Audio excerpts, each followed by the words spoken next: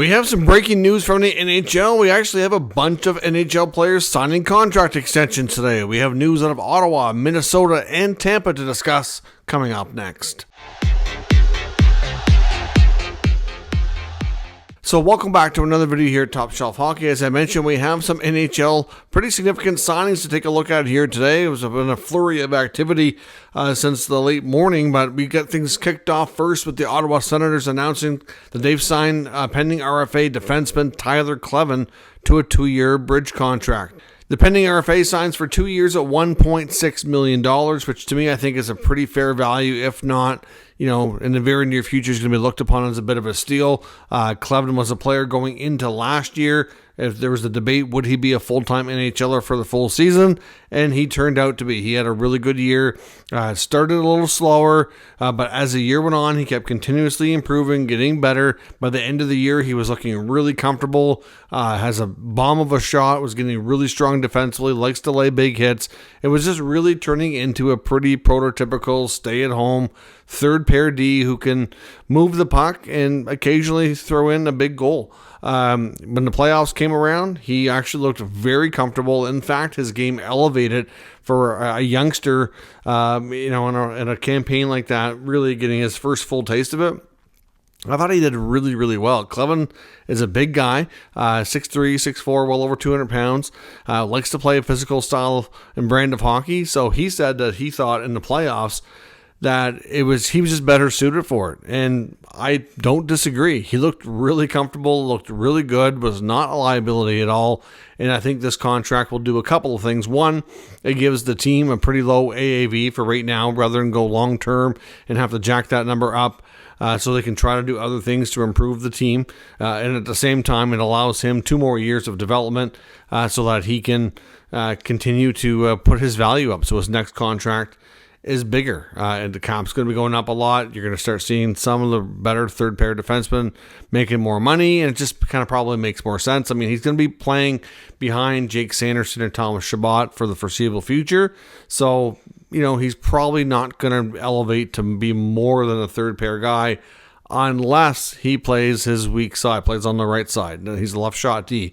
But he was a right defenseman through a large chunk of his college career at North Dakota. He did a little bit in the NHL this past year at times, and it could be a case, maybe he doesn't do it all the time, but I know the Sens and I know the fan base is concerned about Nick Jensen, who of course was acquired last year in the Jacob Chychrun trade, played a big role as the right D partner for Thomas Chabot. They were a great match, worked really well together, really stabilized things back there. And he had by the sounds of things, we don't really know because the team and player hasn't released a whole lot, but he did have surgery. It's believed to be a hip surgery.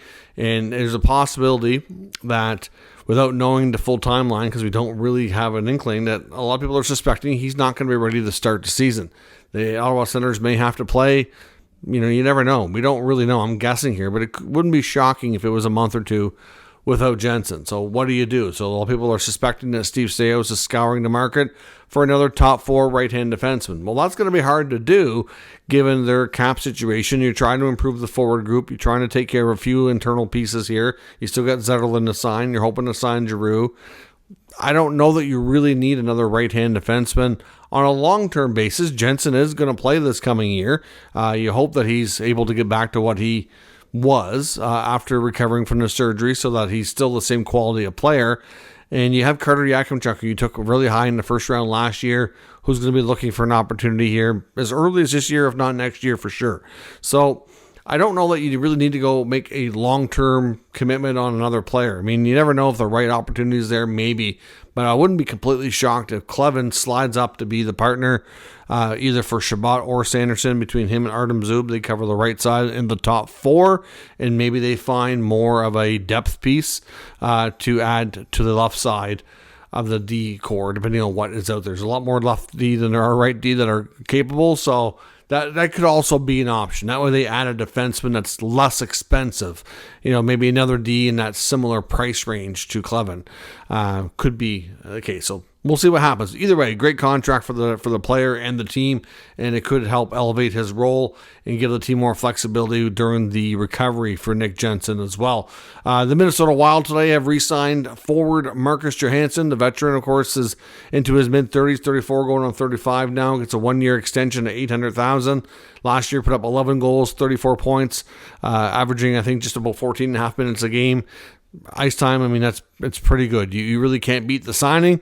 Overall, it's good value. He still can play and still is a good fit and good value all around. So there's really not much more to say about that one. And the latest one that was announced was the Tampa Bay Lightning signing Yanni Gourde. But this one, the soon-to-be 34-year-old gets a 6-year deal.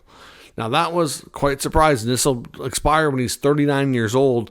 I suspect unfortunately, I mean, I hope for his sake he makes it there, but I don't know. I mean, Yanni Gourde's played a lot of hockey. He's had some injuries. You never know. Maybe he makes it to 39, but it's probably unlikely that he makes it to 39 and is still as effective as he is now. There was even mixed reviews on how he did after his return last year, but he did have a good showing. Like when he came back to Tampa last year, between the deadline and the end of the regular season, he played in 21 games, put up 14 points. Previously to that in Seattle, he had 36 games played with 17 points, so a 32-point season on 57 games. Of course, he had a big surgery and was, obviously missed time near the beginning part of the year, and then he got hurt again after. So, he was limited in his recovery or in his playing time last year because of injuries.